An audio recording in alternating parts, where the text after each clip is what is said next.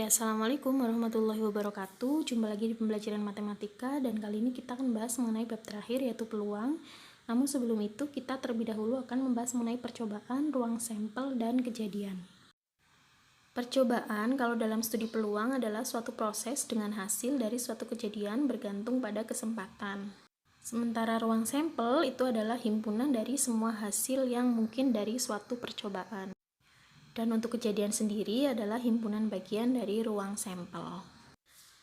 Untuk lebih jelasnya, perhatikan contoh berikut. Ini adalah percobaan melambungkan satu koin. Nah, kalau diperhatikan, kita akan menentukan ruang sampel dan banyaknya titik sampel. Sebuah koin ini memiliki dua sisi. Nah, biasanya di pembelajaran peluang, untuk sisi yang ada gambarnya kita simbolkan dengan G, kemudian sisi yang ada angkanya kita simbolkan dengan A. Nah, dari sini berarti kita bisa tuliskan untuk himpunan ruang sampelnya atau biasanya S. Nah, ini adalah anggotanya angka dan gambar. Sehingga banyaknya titik sampel atau NS-nya adalah 2. Selanjutnya, bagaimana kalau kita melakukan percobaan dengan 2 buah koin? Nah, kalau kalian akan menentukan ruang sampel dari 2 buah koin, kalian ingat kembali kalau satu koin titik sampelnya adalah angka dan gambar. Dari masing-masing titik sampel ini kita pasangkan dengan titik sampel di koin kedua, yaitu angka dan gambar lagi. Nah, ini saya gunakan diagram pohon untuk menentukan ruang sampelnya. Untuk hasil yang pertama atau titik sampel pertama berarti angka dan angka, kemudian angka gambar, gambar angka, dan gambar-gambar. Nah, itu kemungkinan dari ruang sampelnya. Sehingga kalau dituliskan ruang sampelnya seperti terlihat ya.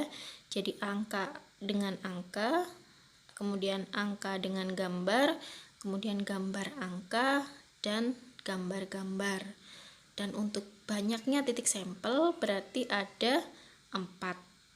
Contoh berikutnya, kalau kita akan melakukan percobaan dengan 3 buah koin, hampir sama ya dengan 2 koin, kita akan menentukan setiap titik sampel. Kalau satu koin berarti angka gambar, 2 koin kita pasangkan seperti tadi, kemudian 3 koin berarti kita tambahkan satu cabang lagi dari diagram pohonnya. Nah, seperti ini untuk menentukan ruang sampel dari 3 buah koin. Kemudian kalau kita tentukan lagi titik sampelnya, berarti yang pertama contohnya menjadi angka-angka-angka, yang kedua menjadi angka-angka gambar, dan seterusnya ya, sampai nanti yang terakhir adalah gambar-gambar-gambar.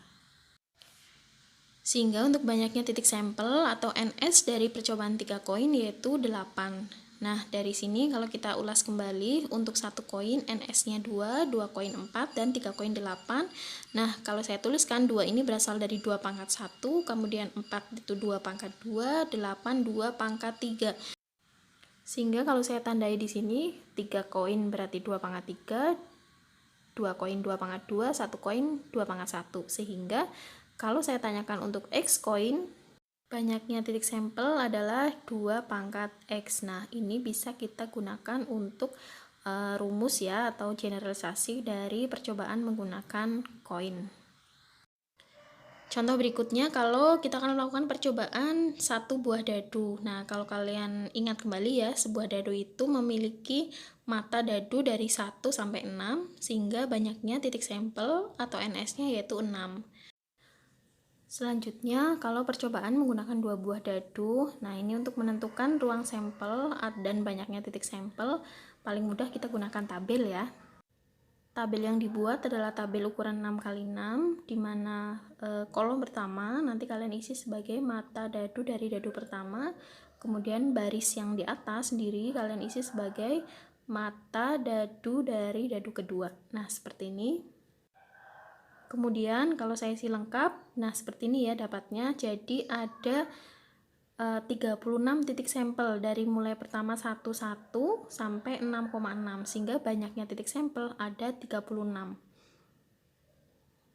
Nah, seperti ini. Kemudian kalau kalian ingat kembali, satu dadu itu tadi titik sampelnya ada 6. 2 dadu 36. Nah, 6 ini dari 6 pangkat 1, 36, 6 pangkat 2, Nah, kalau saya cari untuk 3 dadu, dapatnya itu adalah 6 pangkat 3.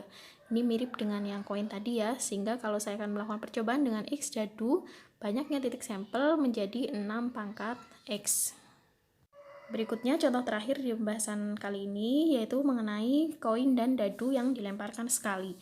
Kita akan menentukan ruang sampel dan banyak titik sampelnya. Kalau diingat kembali, banyak titik sampel dari dadu adalah 6, dari sebuah koin adalah 2. Kalau kita ditanya banyaknya titik sampel, berarti tinggal kita gunakan aturan perkalian, yaitu 6 kali 2 sama dengan 12. Nah, tapi bagaimana kalau kalian suruh mendata titik sampelnya apa saja? Nah, paling mudah biasanya bisa kita gunakan tabel seperti tadi ya, tabel perkalian. Nah, untuk kolom pertama saya pakai untuk titik sampel dari koin, kemudian yang di baris pertama saya pakai untuk dadu. Nah, dari koinnya angka dan gambar, mata dadunya yaitu 1 sampai 6. Nah, seperti ini. Kemudian tinggal kita pasangkan seperti tadi. Misal, titik sampel pertama berarti A, 1 atau angka dan mata dadu 1. Dan seterusnya sampai nanti A, 6 atau angka dan 6. Kemudian gambar 1, gambar 2, gambar 3, dan seterusnya sampai gambar 6. Atau di koin keluar gambar, di dadu keluar angka 6. Sehingga banyak titik sampelnya, yaitu sama tadi 12, dan titik sampelnya seperti kalian lihat pada penjelasan. Ya, demikian pembahasan untuk percobaan, ruang sampel, dan kejadian. Kita akan berlanjut ke video berikutnya. Terima kasih.